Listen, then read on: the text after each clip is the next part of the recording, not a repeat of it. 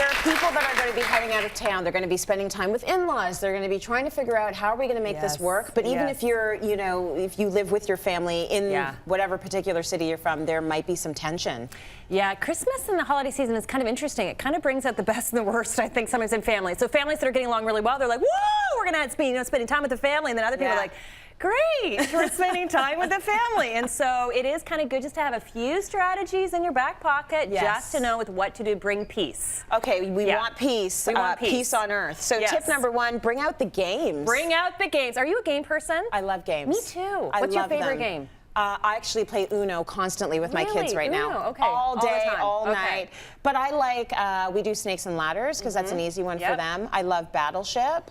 I love Sorry. I love Monopoly. Like, I love games. You love games. I know. love board games. We are a huge game family. The beautiful thing about games is that it is what we call a triangle, because when you've got something kind of here, we're playing it, we're not kind of talking about it here, we're now doing something together. It's great for family dynamics.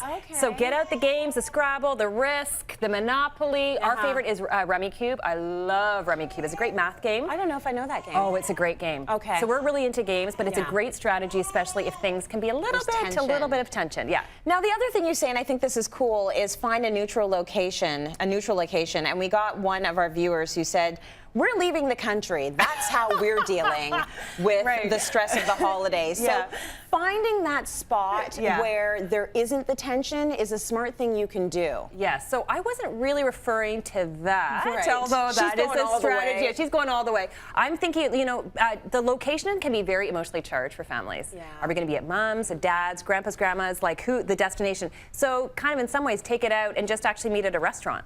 That's becoming actually more popular where there's something that has, like, it's not emotionally charged. You still have to kind of negotiate who, you know, what location that is, but that certainly is another strategy to do it. I like that. And then you're on nobody's turf. Exactly. Right? Yeah. So one viewer, Shauna, says you should always try to keep a smile on your face, even if you don't feel like smiling. Smiles are contagious and has the tendency to make people play nice. What do you think about that? I totally agree. Actually, it's really hard Fake it till you make it? Yeah, and try to smile intentionally with somebody and see how long it takes them before they smile back. It's really hard to smile with someone and for them not to smile back. There is something kind of contagious about, for sure, for emotion. So yeah, I would actually agree with that. Now, inviting other people who don't have any family in can actually force people to behave. Tip number 3 is invite other people into your family gathering. And this kind of does a couple things. Number 1 is when you bring other people into your family, let's say friends, neighbors that don't have actually any other family. Number 1, it's great because they don't have another place to hang out. But 2, people are really on their best behavior when you've got guests in the home. Have you never noticed that? It's like true. My kids even say, Mommy, you are really nice when other people are around. I'm like, well, I kind of try to be like that all the time, but it is kind of, it's true. We tend to be on our best behavior. So bring other people in. Find out who actually does not have any family. And so now you're kind of doing 2 things with that one. Yeah, so Uncle so-and-so can't get up to his antics. Because there's strangers here, buddy. There you go. They're watching you. How about focus on less time? Yeah, so don't spend hours upon hours together. Yes, if you're not getting along. You got it. You want to have my whole strategy, and I learned this as a speaker years ago. As a speaker, the rule of thumb is you want it to have a smaller talk so that people are always wanting more versus too long. People are like, gosh, that's too long. I agree. Right? And the same thing actually happens with any kind of visits. You want people to be leaving going, gosh, I wish that went on long versus, wow, you know, when is the time kind of going? So make it less. So instead of maybe doing 2 days, maybe you're going to do a day, or instead of maybe you're just doing an evening versus a whole day. Right. So focus on less time so that people are leaving actually on a positive note. Yeah, and be realistic about it, because if you're not all getting along and there's a potential to be uncomfortable, why would you want to do that for a prolonged period of time? Yes. So you want to have a set time to leave.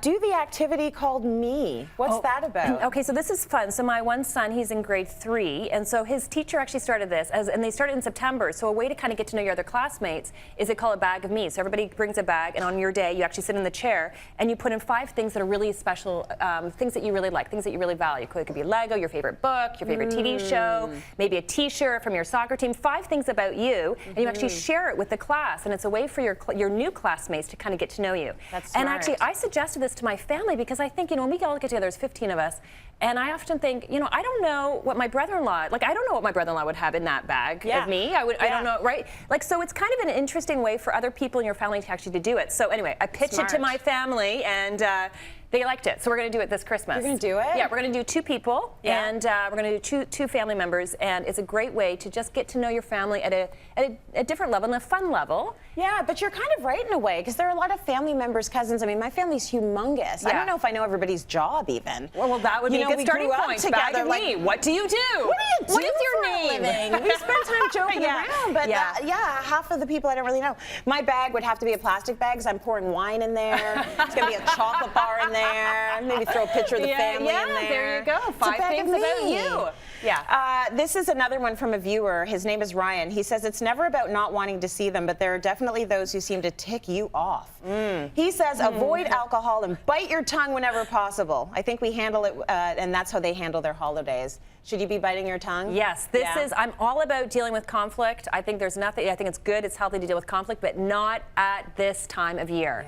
Is rule number 1 with conflict, just effective communication. You've got to choose your timing really carefully. The Christmas holiday season is a very emotionally charged. If you've got an issue, just put in your mind saying, you know what, I'm going to park this until January. Right. So you're not avoiding it, you're being strategic about the timing. That's very, very important. And strategic about the stuff that you bring up. If you know that there are certain things that are going to be a trigger conversation or trigger an argument, avoid it. Yes. Just dance around that stuff. Parking it until January.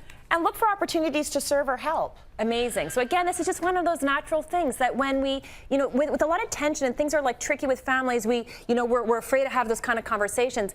Just avoid those conversations. Try to have fun, do this other kind of stuff, and try to focus on serving.